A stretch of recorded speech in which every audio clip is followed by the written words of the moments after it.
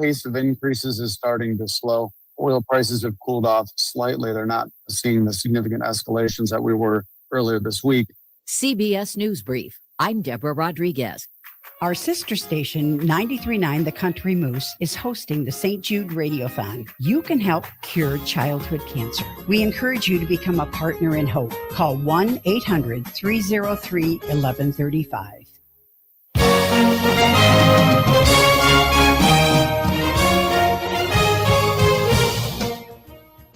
It's time now for the Ask the Mayor program here on your hometown news station, AM 1300 KGLO. And Mason City Mayor John Lee joins us here as we're on the first Thursday of the month of March. John, welcome back to the program. Thanks for having me again, Bob. Well, and I would, be remiss if I would say there was, it was a short meeting the other night. No, just kidding. I'm just totally kidding. But obviously, a big issue that brought out a lot of people. The rezoning request for land that's termed in the River City Industrial Park area. That's in the southern part of town. And obviously wanting to have that land rezoned to attract some businesses there. And, my first question maybe should be, out of that meeting the other night and everything else that's been said on social media and whatnot, what right now in your mind is the biggest piece of misinformation regarding this issue? That's a great question. So, I think a lot of the information that's coming out is based on old information. When I mean old information, I mean like 3 to 4 years ago. These things have changed greatly in the last 3 to 5 years. And so last night people were saying facts, and there were some facts given, but in the heat of debate, you kind of lose track of things. And I'll go over the concerns. I understand people's concerns and the people in that neighborhood and what they're hearing and seeing. But let's just talk about what the process last night. It is about rezoning. I know we're going to get to the data centers, but right now, what you have is two big landowners who were approached basically to potentially sell their land. And it's the landowners who are requesting change of the zone. If they get the zone changed, then they can potentially sell their land. And Alliant has options on that land, or I don't know how exactly that works, but we had a P&Z meeting, planning and zoning, a couple weeks ago. We listened to the people. It was 500 setback. We moved it to 1,000, green space, whatever. But we're trying to make that, we're trying to expand our Z6 industrial right now in the southwest time into some farming area. And what I kind of tell people is say, we are a city. I don't know if I want a lot of agricultural land inside the city. I understand protecting agricultural land outside the city. That's who Iowa is. But we're an incorporated city, and we're trying to, grow this town the best we can, but doing things responsibly. So last night was about rezoning, and we said what could or couldn't, well, mostly what could not come in there.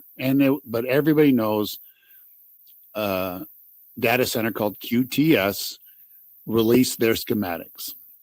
And I think it was kind of said last night, but people missed it. We get to this point dozens of times every year where town companies are looking, they see if there's available land, they see who owns it, and before they know if they can really do it, they got to see if it can be zoned to their specs, and they also need to see if Alliant can do what Alliant can do. So they submitted a request to Alliant saying, this is what we look like, could you build this out? Well, during that process, QTS did nobody a favor, if you ask me. Now, people say, are you trying to hold this up? No, because we've been here 24 times in the last 12 months. And these companies walk away because it doesn't fit their specs, or for whatever reason, it doesn't come to fruition. So, but in the middle of this, they release their specs. And now it's this whole thing. So focus on the rezoning. But with that being said, let's focus on data centers, because there is a data center who is interested. It is QTS. And if it is rezoned and they do come through, what can we expect? One, they will not be, we said last night, every spec we've seen, they will not be a top 5 or 10 industrial water user in Mason City. If you're okay with the water usage by our top 5 or 6 industrial sites right now, this isn't them. Okay. Energy. Alliant said They will build out their own energy. $250, $300 million. They build it all out. And then they go on this grid with everybody. And they become the biggest user. So therefore, our rates won't go up for 4 years. Alliant locked those in. And there's a good chance, now they won't go on record, and I understand why, but it could extend it once that goes online, potentially. So I think those are two big misunderstandings. We do not subsidize electricity. They do not use a lot of water, or actually hardly any water anymore, because they would use our gray water. I won't get into that, but if you want me to, I can. If you want me to explain that better. I think gray water is basically reclaimed water. Reclaimed water. Water that goes through the water reclamation plant, which we'll talk about in another topic later. But that is, instead of being placed back into the Winnebago River, it would be channeled back. It would go through them. They would use it. They would pay to get it there, and they would use it, and then they'd dump it instead of Mason City, but at the exact same levels that we would have dumped it. They cannot dump it at contaminated levels. Right. People say they're going to contaminate our waters. They can't do that. That's EPA. That's Iowa standards. Whatever. And then there's decibel systems. I plan on over spring break next week, driving down to Altoona and driving to, I think a lot of us council members are doing that. We're all going to drive our own cars. Don't expect, quorums or whatever. But I'm going to go down. Listen, we are interested in this. We're interested in doing this right. And it has to be a good deal for the city. I believe we can mitigate most of the negatives. I believe we can talk to the company if they do come in. Instead of just doing a 25-foot buffer, we will fight to make the very great green space around those homes and give them parks or paths or whatever. And, Kel Hobart, a young former student of mine, said an idea last night that I thought was a very good idea, that if this moves forward, can we possibly do something like that? So we are listening. And we're trying to form the best deal. And that's what we did 10 years ago with Prestige. And, we know that voted 3-3, and everybody knows mostly how I voted. I will take this just as seriously. And I ended up voting against Prestige. But at the same time, we have to get to the point where we're actually looking at the deal and seeing what this company is going to do. And if they walk away, then we got to see what the next company will do. Just because we rezone doesn't mean we're locked into anything. Every company will have to go through a development agreement with us. So nobody's locked into anything if we rezone. And I think that's, a big thing too, that even if it was a data center, there's many other hoops that they would have to go through before construction could even start. Correct. Through the city council. You're right. And to show you, I'll start out with everybody. I'm not trying to lie. I'm not trying to discourage. Whatever. I'm trying to tell you, what's happened last 2 years. Right. So 2 years ago ish with Cedar Rapids and all that, they gave a 70% rebate, but there has been pushback, and some of these companies now are only asking for 20 or 30% rebate. Norwalk, I think tonight or tomorrow is looking at a 0% rebate. Let's just argue for, if this happens, if QTS came in, and this isn't happening, we're not negotiating. I'm not even sure if I should say this on the radio, but I want everybody to understand the scope of this. If that schematic that they sent out actually was built and we gave 0 rebate, let's probably go 50% rebate, but we'll do both. 50% rebate, we would collect $23 million in taxes. We have $20 million in taxes right now, private taxes in Mason City. If we double. If we give 0% rebate, which is crazy, but if they accept it and we got it or whatever, that would be $47 million for our schools, our county, our Mason City, whatever. That more than doubles our tax base with one company. And I made a pledge, not pledge, but I'm willing to do it, that we would take a lot of that money and just cut people's taxes down 10, whatever we could, 10, 15, 20%. We'd just cut those taxes and then use the other half to make a better quality of life. We could make that green space a better park, a bike path, and then add our bike paths. We can do something with that mall. We would be putting $5 to $7, $8, $10 million, whatever, into our coffers immediately. Well, not immediately, but pretty close. And then a lot of these companies also do community betterment funds, where they do give money up front while they do. And then you do have hundreds of construction jobs.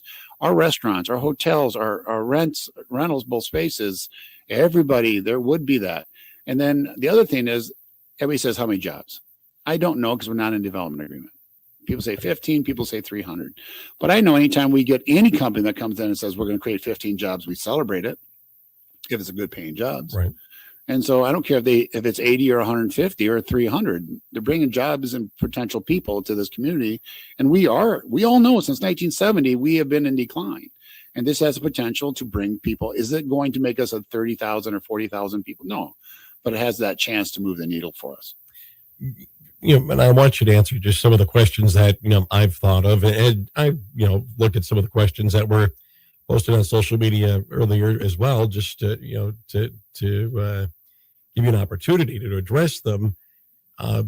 Obviously, the city's been marketing this land for almost 2 decades as being an industrial park. Was there a reason that these zoning changes were not done previously? Was it just because of them being owned by these two entities? Yeah, I mean, Indian Head and usually RCF? cities don't go to landowners. At least in the 14 years I've been here, usually what happens is landowners come to us and say, we want rezoned. Okay, there is an offer been made or whatever. And our shovel-ready sites, we're down the C6 that is there. And we have just tried to make things easier, lower the bar, so to speak, not the standard, but try to make it easier entry points for businesses. And you have agricultural landowners or landowners who have been renting this land for 20 years and more, and for more. Okay, there's 2 different landowners on there. And so these requests are coming from the landowners. And so that means they probably have marketed it or they have been approached and they want to sell it. And part of that agreement is, well, buy your land if whatever.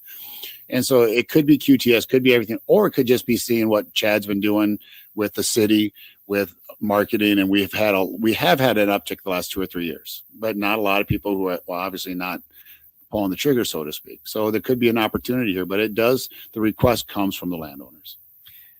One comment was, why rezone something that is so residential? And a lot of people made this comment at Tuesday night's meeting, I think, when we have so many more industrial areas to use that have empty buildings sitting on them. Some of these could be really legitimate, good questions, but I think they miss somewhat the mark. Right. You have these companies who need certain space, and it's private companies with private people selling their land, and they need a certain amount of space. And everybody said last night, 300 acres of land. We don't have 300 acres of land sitting on North. And that's the other thing people do forget. We have houses right across the street from Curry's to the west. We have houses right across the street from Kraft on 12th Street. We have Dwight and Armour over on Carolina. Yep. We do have industry around residential. Is it something everybody loves or hates or not? It's not the same. I would say, I probably won't say that just because it turned against me. But, I live on, the county is right behind me it's not the same. So, right. But we do live amongst each other. And the thing is, it is a residential area, but it's not in the middle of a residential area. And I do not mean any disrespect to the people who live in that area. I understand their angst, and we want to try to figure out, is there a way to do both? What can we do to build up that area? There's a house for sale in that area, and my wife and I, my daughter has moved back to town, and we're looking at that house. It's on Adams, I believe it was. So yeah, I'm thinking about, my daughter was thinking about buying a house in that area, and this doesn't bother me if she moves into that area at all. And so I understand our job as a city council. Well, my job, I would say, is, I can't speak for the council at all, but how do we move this town forward, tax base and quality of life? And this has that potential to do both if done right. And that's what we're trying to do. But the thing is, we have to make the process keep moving. And as you mentioned, I want to reiterate the tax base part of your comments too.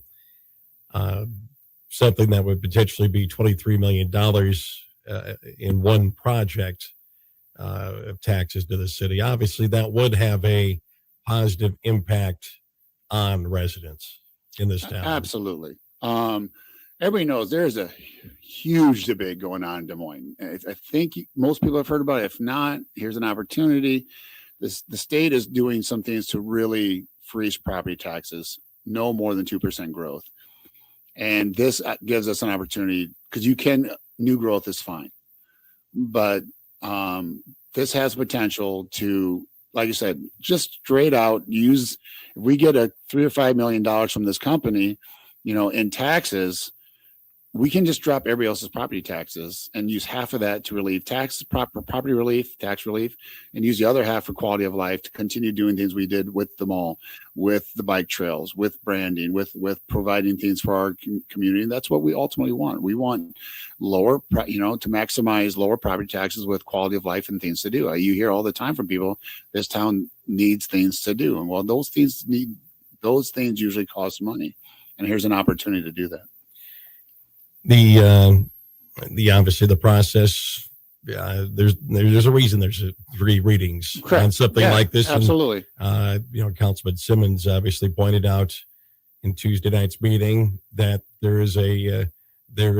has been times where people may have voted in the first reading yes, they may have voted no on the third and final reading or on the second reading, and that's why you have basically a month and a half time frame. Yep.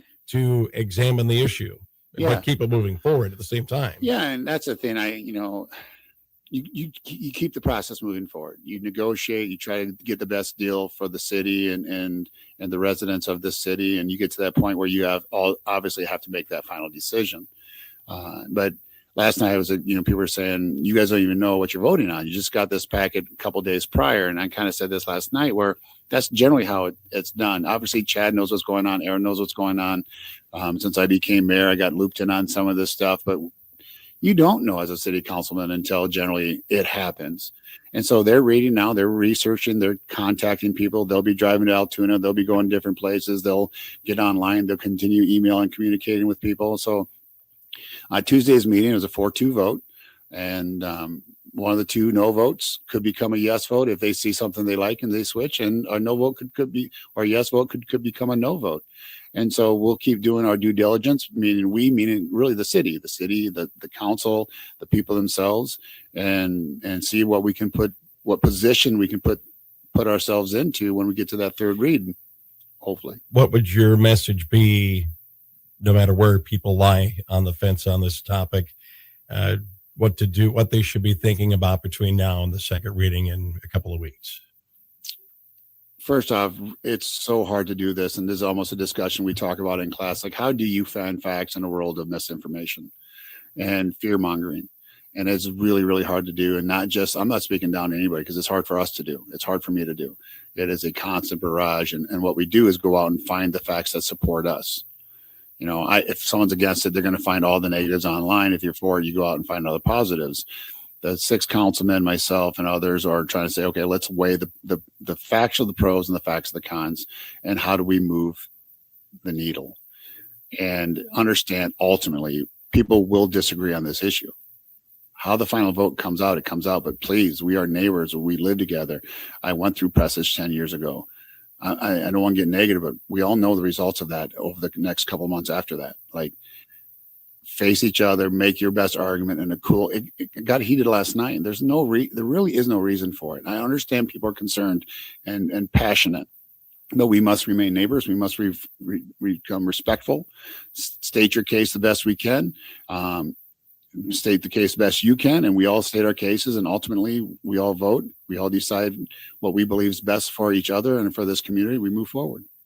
Well, let's talk about some other items that were dealt with on Tuesday night's agendas. We're with Mason City's Mayor John Lee here on the Ask the Mayor program on KGLO.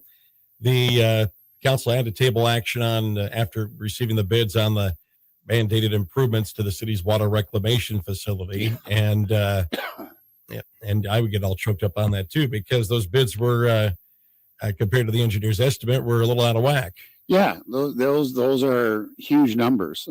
For everybody who's just tuning in for the first time or what is going on, I think it's probably 15 years ago or so, the federal government created an unfunded mandate that forced every single municipality, anybody who does water reclamation, has to meet a certain threshold to dump their water back into the Mississippi water basin, because down by the where it dumps into the Mississippi is dying, and by the time everything concentrates down there. So we have to hit certain levels, and we estimated it was going to be $33 million and came back to be like 45 million or whatever. And so now we got to figure out how do we make this more manageable for the citizens.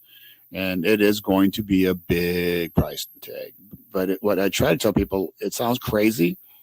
We're not in the worst position as a lot of communities. There are some that are getting bills of $60 and $70 million, and they're smaller than us. So this is something we have to work through. The federal government's going to make sure we work through, and probably needed to be worked through. I mean, we probably do need to make sure the water's clean for Mississippi, for the Gulf of Mexico, and everything else. So this is something we just do, right? And so we just got to figure out and move forward. But we did put pause. We're going to look at things. Are there certain things that we can do maybe 3 or 5 years down the road, and not immediately? But we got to work this through. And again, it goes back to, we got to pay for it one way or the other. That is, right. I won't. Go ahead. No, feel free to finish up if you want. But one of the other things, the council approved the collective bargaining agreements for the unions representing the city's police and fire departments. These are always big. You know, it's always big to get this over the table. And I'm not in the negotiations. We get them kind of, again, last Friday whenever we get to see them. And then my first call is always to Aaron, and everybody's like, how did the negotiations go? Were they contentious? Were they friendly? We understand negotiations are always a little contentious, but it really sounds like everybody worked really well together. They know we're in a situation where if the property taxes go through next year and the 2% cap, we can't put ourselves in a bind. One went with 3 years, one went with a year. And so I went well, and I'm proud of both sides for working together, realizing we're just all trying to do the best we can for the citizens and taxpayers of this town. And that was really exciting to see. The council approved moving forward as well with planning to resurface a portion of 19th Street Southwest. And of course, that 19th Street Southwest corridor has been a topic for a couple of years. Yeah, it really has. So to address. Mark Ram, before he left like 2 years ago, said that's something we need to look at, or he mentioned 2 years ago. He just left, within the last 6 or 8 months. But it's been a problem out there. And so we've been trying to think about it. Then if everybody recalls, there was a rezoning request out there with apartments, and that's controversial. And so we did a study out there, and now we've come up with the plan. So hopefully make that much more user friendly for everybody out there. And just so it's obviously safer for the residents and anybody else passing through.